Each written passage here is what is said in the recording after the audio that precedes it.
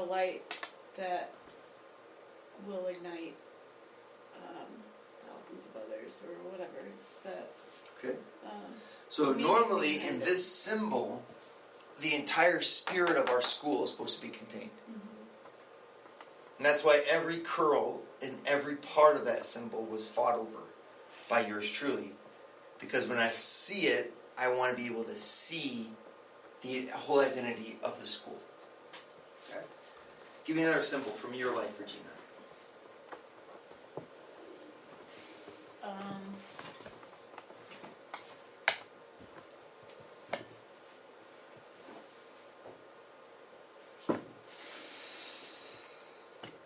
I didn't want interactive classes, Missy. This is what you get when you want interactive classes. So don't get frustrated.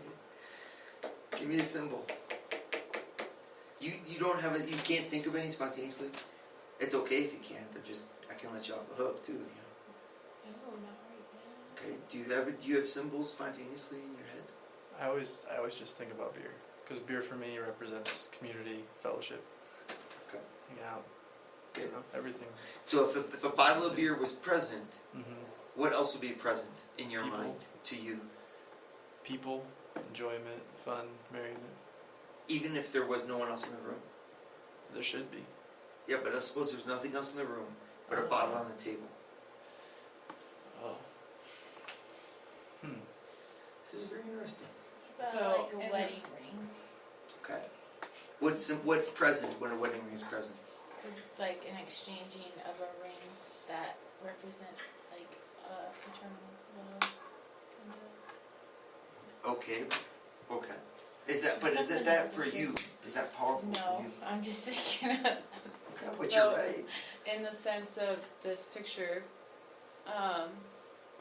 like cemetery or tombstone, obviously symbol of death, life and death. And so you're looking at this painting in layers, so you're probably looking at it as in the sense of like life. So there's life on earth, and then there's below, and then whatever you're traveling to, there's the abyss of the unknown and whatever. Can you say it a little bit more eloquently for the other two here who are listening? Because you're speaking to me who understands that way of thinking. Now, can you teach them that? Teach them. So the painting is very, like Father pointed out, or the picture is very horizontal and like broken up into layers, and the cemetery is more towards the bottom layer, but there's still the layer underneath that, so that could be like whatever, so that whatever's below I guess life on earth, which is unknown, and then there's like the next couple of layers, and then like this great big black abyss of like you kind of ascend upwards, and so maybe that has some kind of spiritual meaning. So the big blackness is like the unknown. I mean, yes, it can be. And then the source of light in this photo is the moon, right? So the moon's rising. What could that symbolize? So, and then I'm thinking about it symbolically now. So that light, and the light within the graves, and the rising of the moon. So maybe like rising of the dead.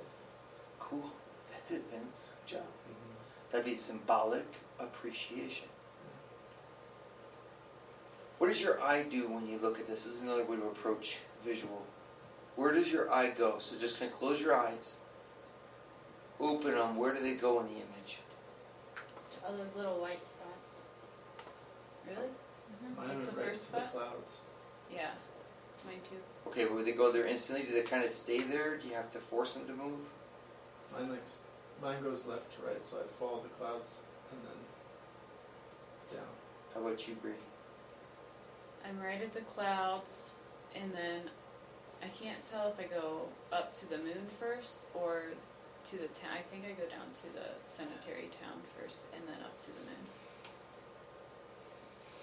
in a symbolic appreciation, you would look at various things, and this one is kind of one thing, but you'd look at it as presenting another thing. So you'd say, yeah, it's a cemetery with the moon, big deal. The symbolic mind would look at that and say, it's the coming of death. It's the passing of time. It's the journey into the void. Or it's hope. And you can have all kinds of different symbolisms depending on what you put behind the things that are there. Watch your eyes, lights coming on. One thing making another thing present, it depends on how much you see. Your understanding of the visible element yields a depth to the invisible element. And here you're at what's proper to the human intelligence. No animal can think like this. There's zero evidence at all, zero, of animals thinking in this way. None. Don't chimpanzees paint? This level of intelligence is being wiped away in your generation by the use of the computer and the cell phone and everything being reduced to concepts. GPS. And you have to become aware of it. This is why you need art. And when you guys are art deprived, masterpieces like this one are lost on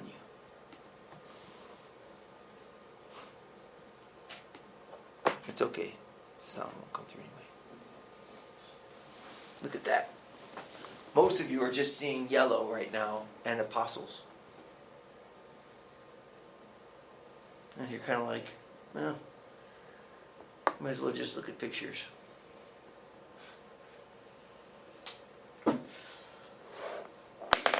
So we'll just replay that. Here's from the outside. I'm going to pause it at a few moments. Symbolism. Give me some symbolisms. Altar. What do you see? Who is this? Mary. You're entering into what? Mother Church. And she's hidden behind this wall because you're going to enter into the womb of the woman who gives birth to the Son present within her. And you're on the outside symbolically walking into the womb. It's like obviously a bit strong symbolically, but at the same time it's there. That's why no one's allowed to penetrate into the womb except the virginal priest. So you stay on this side of the wall, and only him consecrated to virginity is allowed to go on the other side of the wall into this place where Mother Church conceives. And that symbolism is made through this woman's figure, which dominates mysteriously behind the veil, and also the very shape of the thing, the apse. Another thing that's symbolic here, who are these guys? Apostles. Why are they there? Because Yeah. And? Pentecost. Yeah.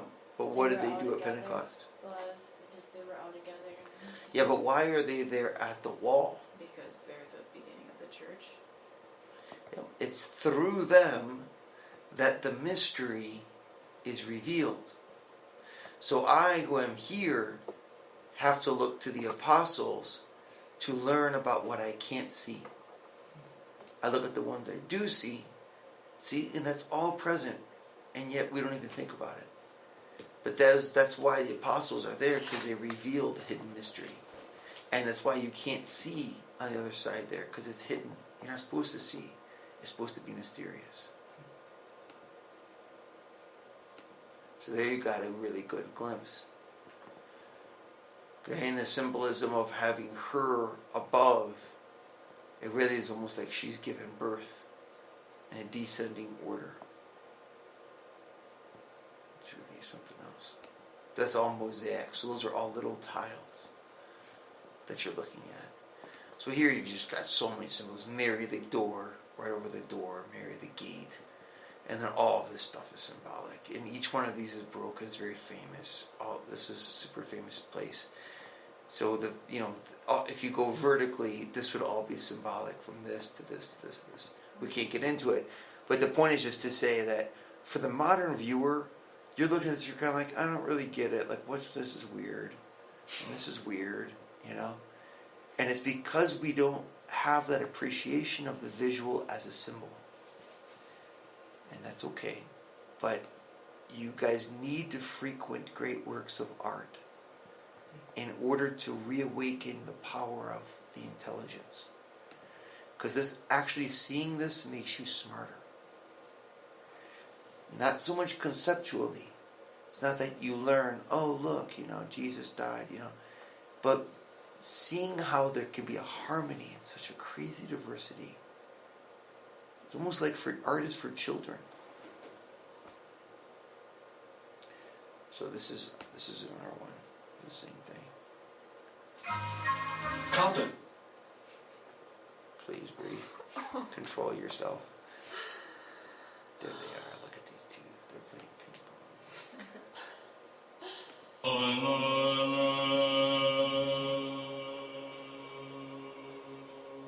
This is the same place. So now they're adding all oral, because symbolically that chant is found visually here. The two go together.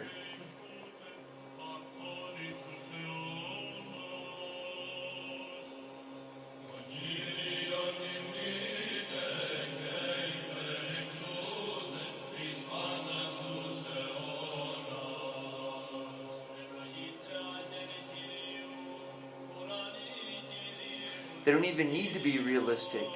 It's symbolic. Look, for example, at how masculine that Christ is. He's huge compared to the others. Yeah.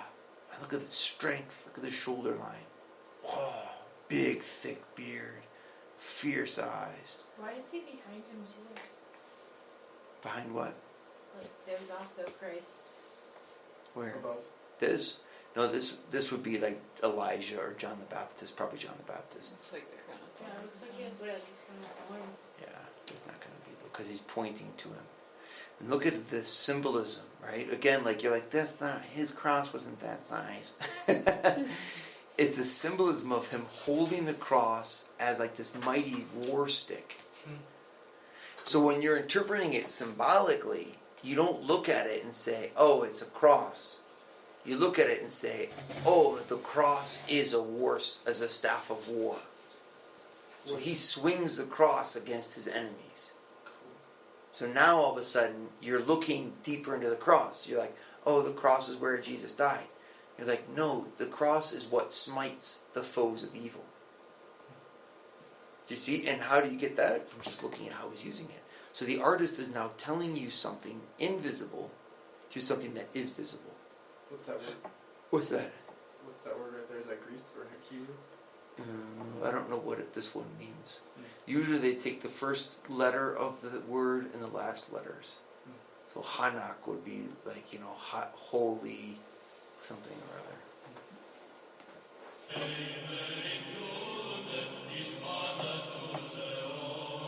So just let yourself be taken by the symbolism of the white, the strength of the figures, victory. Look at this thing, mouth. You kind of like, it's a different, you let the figures speak to you of something inside of you.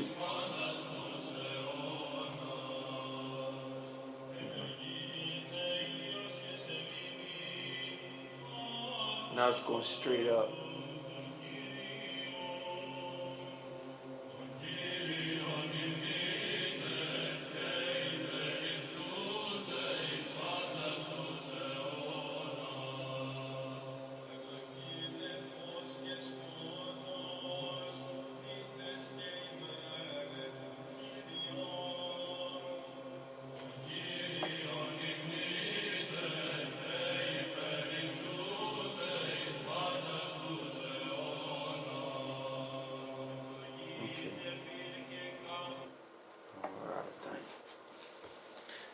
back and take a look at that if you want.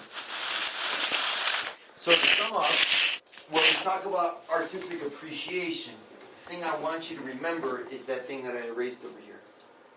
It's an experience of the senses through meanings and values.